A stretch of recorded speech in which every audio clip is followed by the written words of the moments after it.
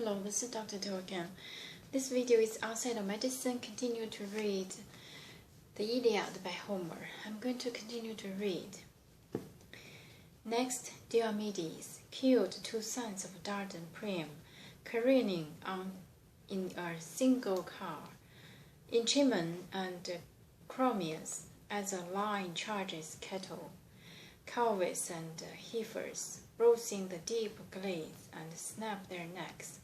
The Tydides pitched them both from the chariots, gave them a mauling, gave them little choice, quickly stripped their gear and passed their team to his man to lash back to the ships, smashing the lines of fighters now.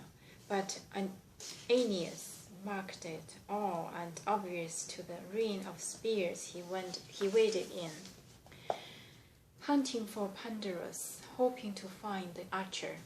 Find him he did. Lycaon's skilled, fearless son, and went right up and challenged him to his face. Pandarus, where is your bow, your winged arrows, your archer's glory? No Trojan your rival here, no Lycian can claim to be your better.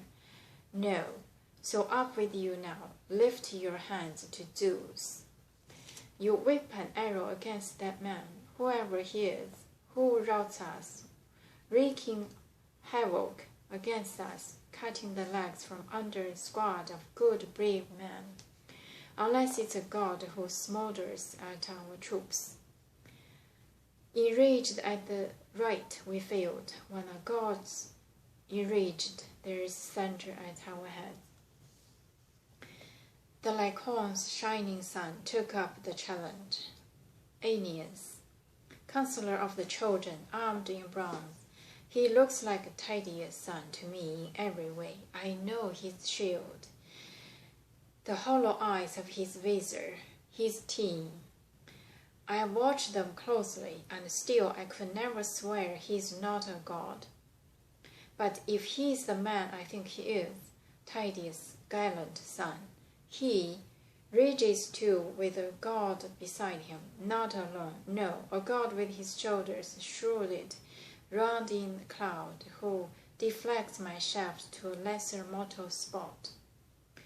I had already whipped an arrow into him, caught him square in a right shoulder too, just where the breastplate leaves the armpit here, and I thought I'd send him down to the house of death, but I've still not laid him low. So it is some god rampaging, and here I am, no chariots, no team to speed me on, but back in Lycaon's halls are 11 war cars, beauties all, fresh from the smith, and fire new, and blankets spread across them. And beside each a brace of stallions, standing poised and pawing, champing their oats and barley, glistening white. Over and over, father, the old spearman Lycaon urged me, setting out from his well-built house.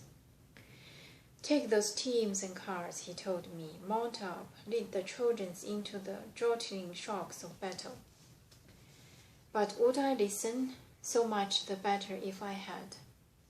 I had to spare my teams. They'd never starve for fodder, crammed with the fighters, bread to eat their fill. So I left them there. I made it to Troy on foot, trusting my bows and arrows and a lot of good I was to get from them. Already I've let fly at two of their best men, Diomedes and Menelaus. I've hit them both, and the blood gushed from both. Direct hits, but I only roused their fury. What bad luck, to snatch this curved bow off his peg.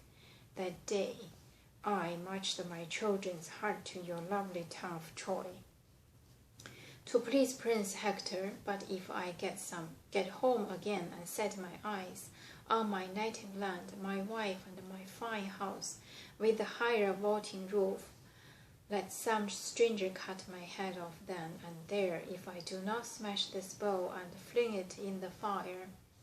The gear I packed is worthless as the wind. Aeneas, the Trojan captain, checked him sharply.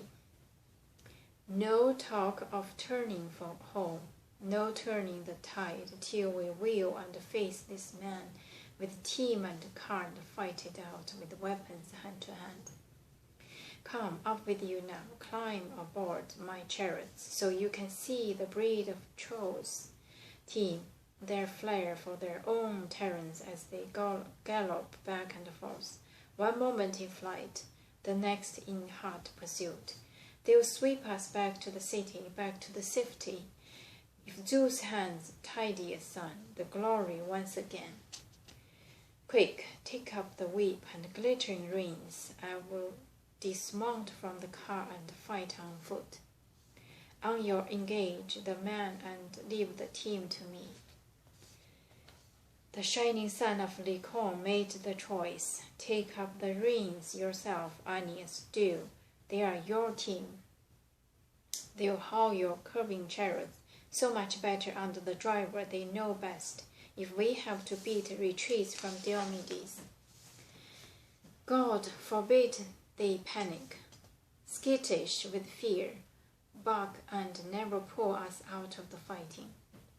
Missing your own voice as Tydeus' son attacks, he'll kill us both and drive them off as prizes. So drive them yourself, your chariots and your team, and let him charge. I will take him on with a sharp spear. Both men agreed, boarding the blazoned chariots, widely hiding their racers at Diomedes.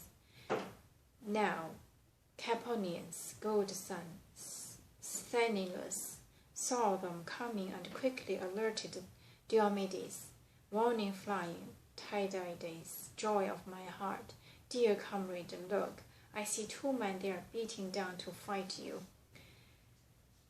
Their powers enormous. One is a master archer, Pandarus, son of Lycaon, so he boasts. The other is Aeneas, claims Anchises' blood, the noble Anchises, but his mother's Aphrodite. Come, up you go in our chariots, give ground now. No charging the front ranks, you might lose your life. But powerful Diomedes frozen him with a glance, not a word of retreat. You never pursued me. It's not my nature to shrink from battle, cringe in fear with the fighting strands. Till steady in my chest, I shrink from mounting our chariots, no retreat. On foot as I am, I will meet them man to man. Athena would never let me flinch. Those two, their horses will never sweep them clear to us. Not both men, though one or other may escape. I'm going to stop here today and continue next time. Thank you for watching.